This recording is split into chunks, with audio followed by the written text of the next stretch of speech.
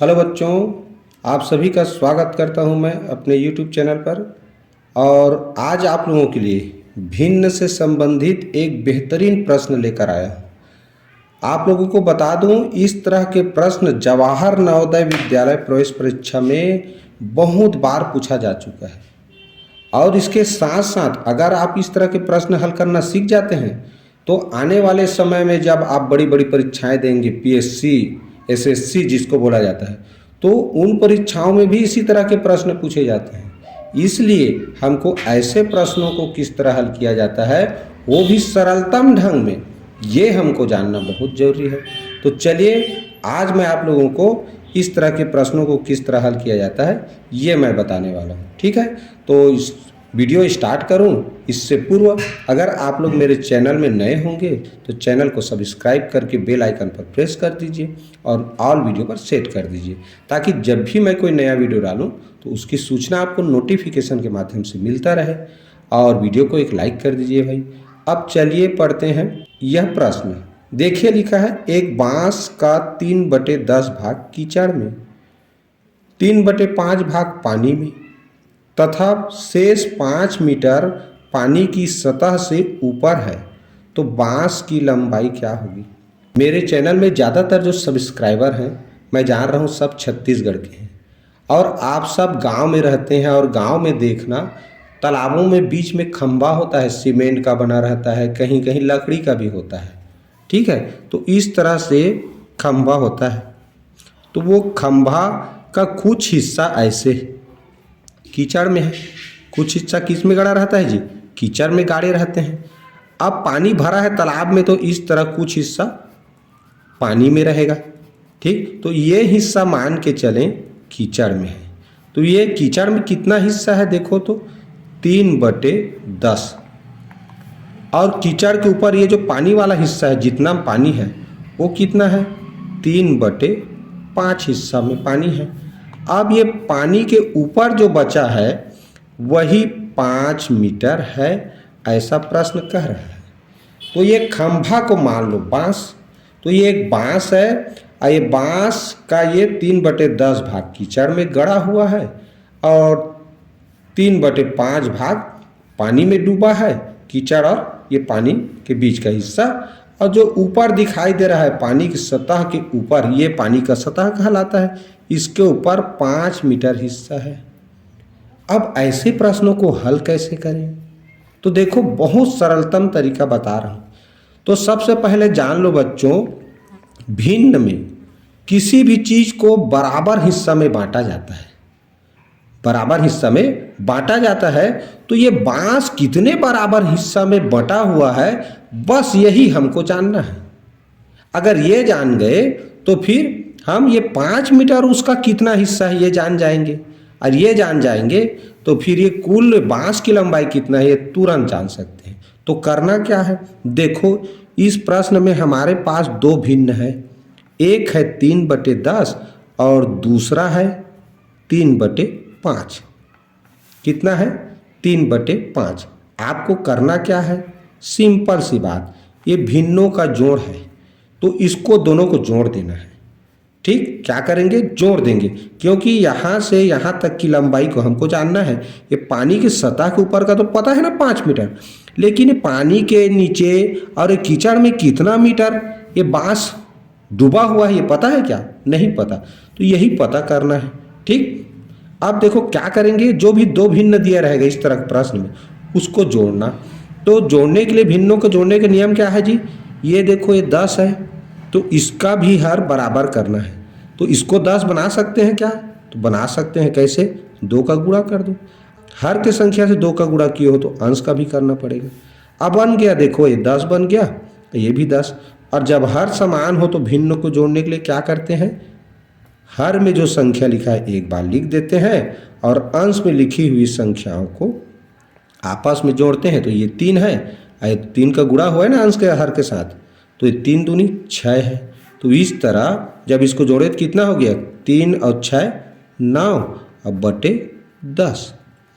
अब ये जो लघुत्तम निकालते हैं ना, ये जो लघुत्तम निकालते हैं हर को समान करके, तो यही जो संख्या है ये पता चलता है कि ये बांस 10 भाग में बटा हुआ है। कितना भाग में? 10 भागों में बटा है। ये जब भी दो भिन्नों को जोड़ेंगे तो इसका यहाँ पर लघुत्तम समापवर्त निकाला जाता है। ठीक, तो यही जो लघुत्तम समापवर्त है 10 और 5 का, ये बताता है कि ये बांस को 10 बराबर भागों में बांटा गया है। ठीक, अब ये क्या बताता है? 9।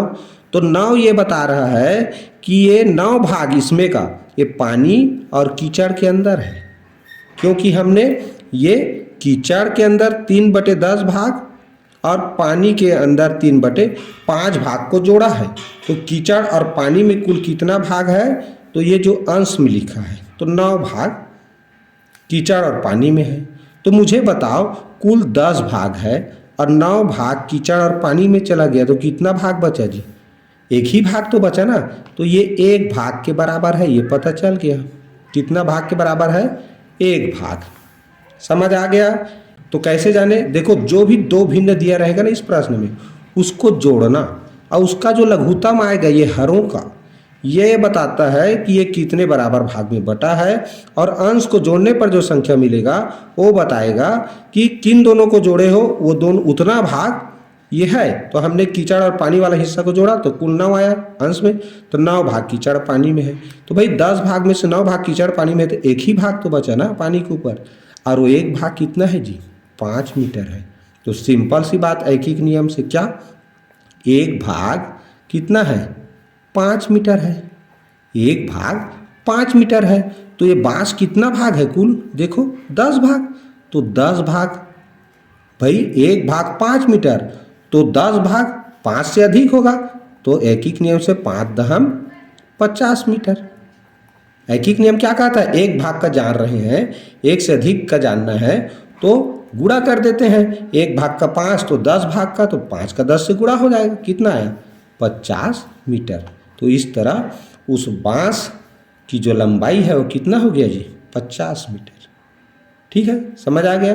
तो इस तरह से ऐसे प्रश्नों को बनाना है। इसको अगर जल्दी बनाना चाहें तो देखो आपको करना क्या है। ठीक है, ये क्या करेंगे, मान लो ऐसे लिख लिए 3/10, दो भिन्न है ना इसमें, और 3/5। ये 10 और ये 5, ये दोनों का निकाल लो। क्या निकाल लो? लघुत्तम। कितना आया? 10। निकालते कैसे हैं? सिंपल सी बात, इनमें से बड़ी संख्या का, बड़ी संख्या क्या है? 10 है। 10 का पहाड़ा लिखते हैं इस तरह, और ये देखते हैं कि छोटी संख्या के पहाड़ा में कौन आ रहा है। तो 5 के पहाड़ा में 10 तो आ जाता है ना, इसका मतलब 10 ही क्या है? लघुत्तम है। अब क्या करेंगे, इससे भाग दें। देखो तो 5 दूनी 10, इससे भाग करें, उसको इधर लिखें 10 एक कम 10, इससे भाग दे दिए। ठीक है, किससे? जो हर में संख्या था। अब इसके साथ ये जो अंश में संख्या है ना, इसको लिख दो। तो ये 5 वाले के साथ देखो अंश में कितना है?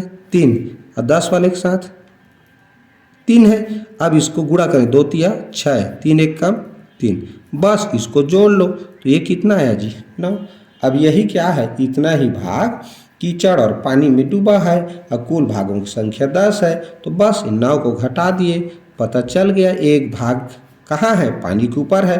और पानी के ऊपर कितना मीटर है तो दिया है ना, तो तुरंत एक भाग 5 मीटर है।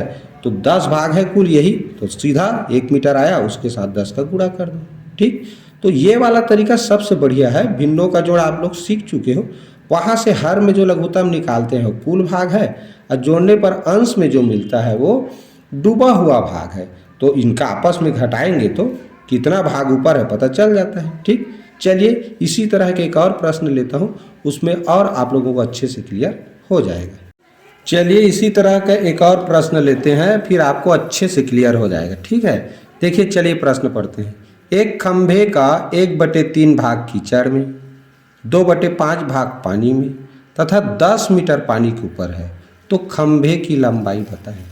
मैंने अभी क्या बताया? सबसे पहले क्या करेंगे, इसमें जो दो भिन्न है 1/3 और दूसरा है 2/5, इन्हीं को आपस में जोड़ना है। ठीक, जोड़ेंगे तो सारा चीज़ क्लियर हो जाता है।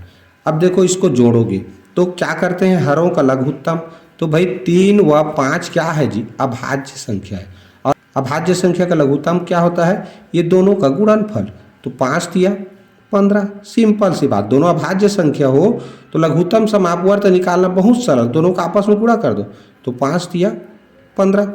अब जोड़ना भी सरल, कैसे? तिर्यक गुणा करो, तिरछा, इस अंश का हर से दूसरे के, तो 1 पंचे 5 और 3 दूनी 6, तो टोटल कितना हो गया देखो 5 6 11 और 11/15। अब मैंने क्या बताया है, ये नीचे का संख्या का क्या दर्शाता है कि वो खंभा कुल कितने बराबर भाग में बटा है, तो 15 भाग में ये बटा है, कुल कितने भाग में? कुल 15 भाग में बटा है। अब उसमें का ये 11 हिस्सा, 11 भाग किसमें है? कीचड़ और पानी में है, तो उसको कम करेंगे, कीचड़ और पानी का निकाल देते हैं, तो 15 में 11 हट गया, कितना आया? 4 भाग, 4 भाग बचा। तो कीचड़ और पानी को हटा दोगे तो बचा हुआ हिस्सा तो ऊपर में है ना, तो ये 4 भाग किसके बराबर है जी? ऊपर का हिस्सा कितना है दिया है, पता है हमें, 10 मीटर। कितना है? 10 मीटर। समझ आ गया? तो हमको क्या पता करना रहता है, जब हम इस तरह जोड़ लेते हैं और जो उत्तर आता है तो उसमें का ये जो हर वाला संख्या ये कुल भाग को दर्शाता है और ऊपर वाला कितना हिस्सा वो डूबा हुआ है कीचड़ और पानी में। तो इस तरह हम कुल में से डूबा हुआ हिस्सा घटा देंगे तो बचा 4, तो ये 4 हिस्सा यानी 4 भाग ही पानी के ऊपर दिखाई दे रहा है। अब ये 4 भाग जो दिखाई दे रहा है प्रश्न में दिया है स्पष्ट 10 मीटर पानी के ऊपर है, यानी 4 भाग 10 मीटर के बराबर है। तो यहाँ पर पहले 1 भाग का जानेंगे एक एक नियम से, तो 1 भाग का कितना होगा जी? तो 10/4 होगा। एक एक नियम पढ़ाते हैं ना, जब 4 भाग 10 है तो 1 भाग 10 से कम, और कम होगा तो कितना भाग है उससे भाग करेंगे। और कितना भाग है देखो तो कुल खंभा 15 भागों में बांटे हैं, तो 15 भाग बराबर 15 भाग का जानना है ना, 1 भाग का तो 10/4 हो गया, तो 15 भाग खंभे की लंबाई जानना है, तो ये 10/4 अधिक 15 भाग अधिक होगा ना 1 भाग से, तो इसका क्या करते हैं अधिक के लिए गुणा करते हैं। चलिए गुणा करें, कैसे? 2 दूनी 4 और 2 पंचे 10 हो गया। अब ये 2 से ऊपर की संख्या नहीं कटेगा क्योंकि ये 5 है गुणित 15, तो 15 5 75 और नीचे में क्या बचा है अभी 2। अब इसी को भाग कर लेते हैं भाई, 75 को देखो 2 से भाग करो, 2 तिया 6, घटाएंगे 7 में से 6, 1 बचेगा उतारेंगे 5, 2 सत्ते 14, क्या बचा 1। अब ये उतारने के लिए कुछ नहीं है हमारे पास, तो इसको मिश्र भिन्न बनाएंगे, तो ये 37 सही, ये जो शेष रहता है उसको लिखते हैं अंश के रूप में, अब भाजक को लिखते हैं हर के रूप में। तो क्या मिला? 37 सही 1/2 मीटर। इसी को और क्या पढ़ते हैं शब्दों में कहें तो 37.5 मीटर। तो ये जो ऑप्शन सी है ना, यही इसका राइट आंसर है। ठीक, तो आप लोग अगर अभ्यास करते रहोगे तो इतना समय भी नहीं लगेगा। ठीक है, हमको जानना क्या है जी, तुरंत दोनों भिन्नों को जोड़ना है, तुरंत पता चल गया हर में जो संख्या आया यानी लघुत्तम समापवर्त कुल भागों की संख्या, और जो जोड़ेंगे तो ऊपर में आता है 11, यानी ऊपर का भाग डूबा हुआ है, तो इसमें से घटाएंगे तभी तो पता चलेगा। 15 भाग में बटा है, 11 भाग डूबा है, तो 4 भाग बचा है, और 4 भाग 10 मीटर के बराबर है, तो 1 भाग 10/4 और कुल 15 भाग में बटा है वो खंभा, तो 15 से गुणा कर देंगे, इस तरह उत्तर आ जाता है। ठीक, तो इस तरह से ऐसे प्रश्न को आप आसानी से बना सकते हैं। ठीक है, तो आज का यह वीडियो आप लोगों को कैसा लगा प्लीज़ कमेंट करके ज़रूर बताइए, और वीडियो को लाइक करना मत भूलिए। अगर मेरे चैनल में नए होंगे तो सब्सक्राइब कर ही लीजिए। ठीक है, तो पूरा वीडियो देखें, इसके लिए बहुत बहुत धन्यवाद।